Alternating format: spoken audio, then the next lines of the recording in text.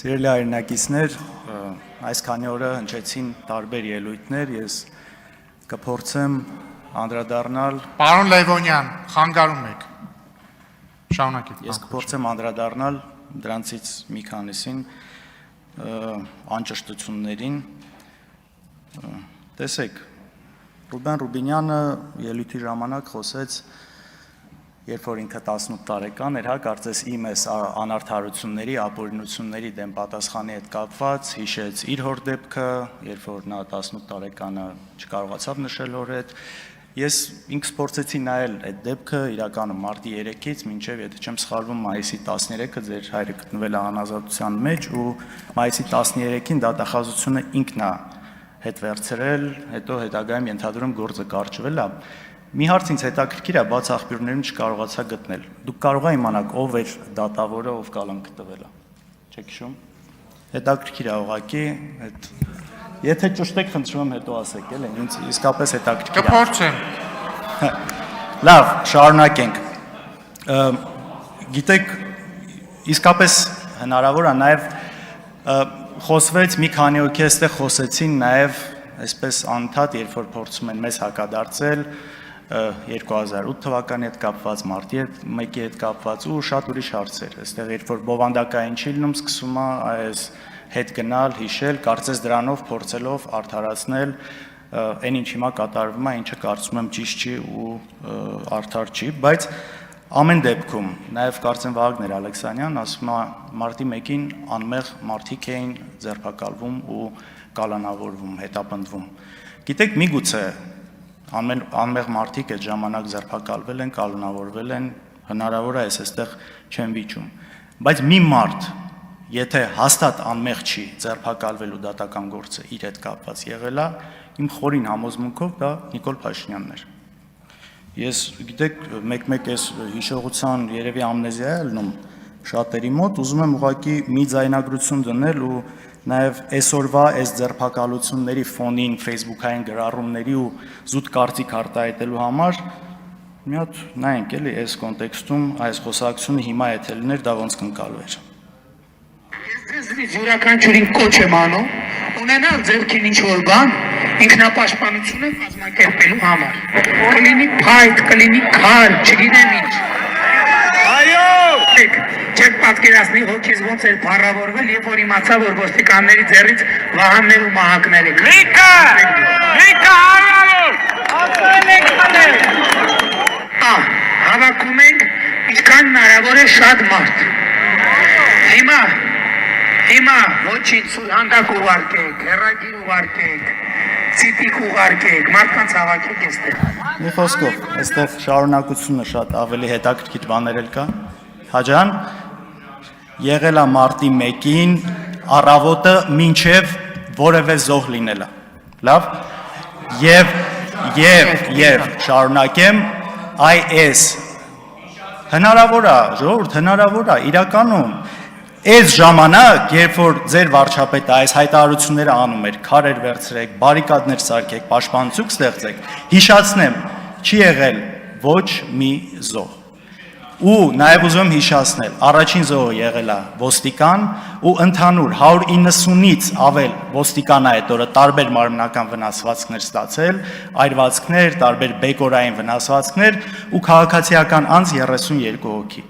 Ես շատ ցավում եմ այդ օրվա իրադարձությունների համար, բոլոր զոհերի համար, բայց երբ որ այստեղ գալիս եք դրանից խոսում եք, խնդրում եմ նաև արդարությունը փորձեք պահել։ Ու այսօրվա ֆոնին նորից կրկնեմ, այն ինչ կատարվում է, այն ինչի համար մարդկանց ձերբակալում են, ուղղակի սարուձորեն այս ամեն ինչի հետ, այն ինչ որ այս մարդը ասել է։ Մի հատ կարող ենք հիշել տարբեր քրեական գործեր, ինչի համար են մարդիկ ձերբակալվել։ Ու նաև անդրադառնամ մի քանի ուրիշ հարցի։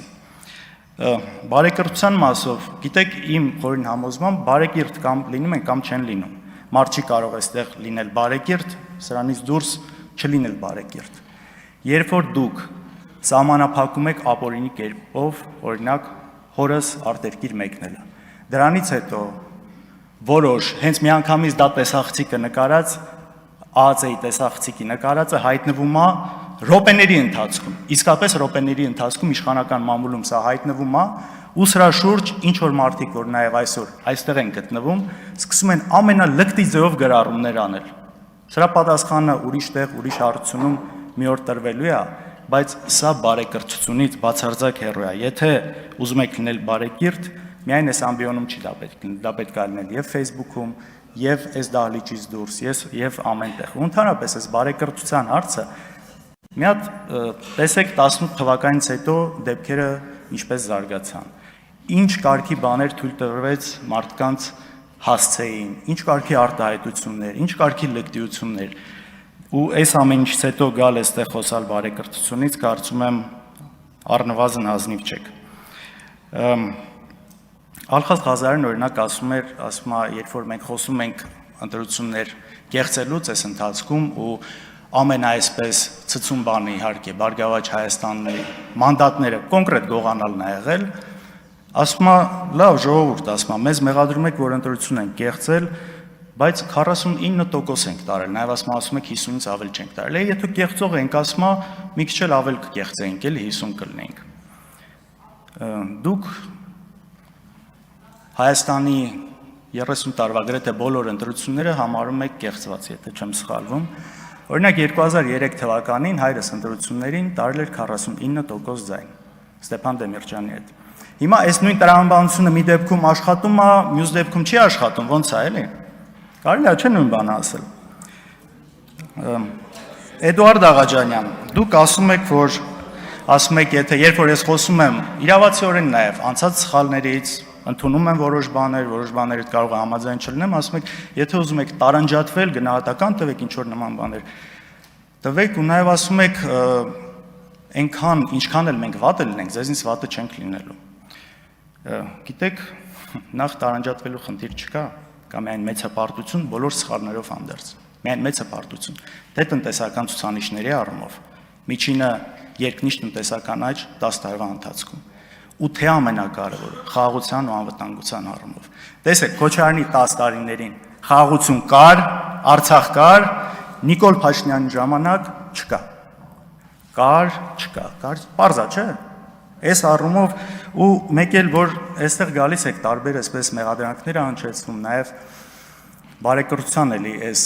անկյան տակ շատ վատ է, որ մարդ գալիս է իմանալով, որ մի բան բոլորը կարող են սխալվել, բայց երբ որ գիտի հստակ սուտ է խոսում մի բան ու գալիս խոսում։ Օրինակ, իմ հետ կապված, չգիտեմ, թիկնապահներով կամ ինչ որ հաղորդումների ժամանակ հաստավից ինչ որ մարդկանցով է քայլում։ Նույն բան կա։ Օրինակ Էդուարդ Աղաջանյանի ավագ քրոջը ես ճանաչում եմ, փոքր տարիքում նաև մտերմություն ա եղել, ընդհանուր շրջապատ ա եղել։ Ինձ իբրև տեսել է նույն այն ժամանակ թիկնապահով կամ մնացածով։ Կամ ինձ բոլորդ այստեղ տեսնում եք, թե գալուց, թե գնալուց, թե տարբեր տեղեր։ Ու գալ այստեղ այդ միտքը ասել, ինչ է էլի սա։ Նաև արհեստական բանականության հետ կապված այստեղ քննարկում եղավ, ինչքան անթույլատրելի է դա անելը համաձայն եմ, բայց դուք այստեղ գալիս եք, միացնում եք մի ձայնագրություն, իբր հայրս զանգել է Ռուսաստանի նախագահային, տեսեք, մենք դա պաշտոնապես մենք դա հերքել ենք, գրասենյակը հերքել է, ես հերքել եմ, բայց դուք գալիս եք դա շարունակում եք, սա, չգիտեմ, դժվար է նորմալ բառապաշարով սրան մեկնաբանություն տալ այս ամեն ինչից հետո։ Արայք Հարությունյան, ասում եք, որ դուք գոնե ասում եք իրավապահ մարմինները միգուցե սխալվում են մեկ-մեկ, բայց այդ դատարանները արդար դատավճիռներ են կայացնում։ Դուք լուրջ եք ասում։ Դուք իմ օրինակ, հեռու չգնամ, ինձնից խոսամ։ Իմ դեպքերը տեսել եք, դրանից հետո կալանքը, հիմիկվա դատավարությունը։ Կարող եք իհարկե հանրային հեռուստատեսություն չի գալիս նկարում, փող, բան, այսպես չկա էլի, հետաքրքրություն չի առաջացնում։ Տեսել եք այդ ոստիկանների ոնց են գալիս խեղճացած գլուխները կախած խոսում։ Հասկանում եք ու այս ամեն ինչի հետ միասին, կամ էլ ասում եք օրենքի երկիր է։ Լավ, այս վարչապետը այստեղ նստած, կոնկրետ Սամվել Կարապետյանի մասով, հրահանգներ է տալիս, որ բռնեն։ Ասում է, այսի պիտի սատկի, սրան պիտի նստացնեմ, սրանից պիտի ունեցվածքը խլեմ։ Ժողովուրդ, սա որ մի ժողովրդական երկրի տրամաբանության մեջ է տեղավորվում։ Լավ, գժի տեղ եք դնում այստեղ մարդկանց։ Չի կարելի, հասկանում եք, չի կարելի այս ամեն ինչին։ Իսկ մնացած այլ թեմաների հետաքրքիր ուղղակի ելույթը վերջանում է, երևի էլի առիթ կլինի կանդրադառնամ էլի մեղադրանքներին, որ հնչել է։ Շնորհակալություն։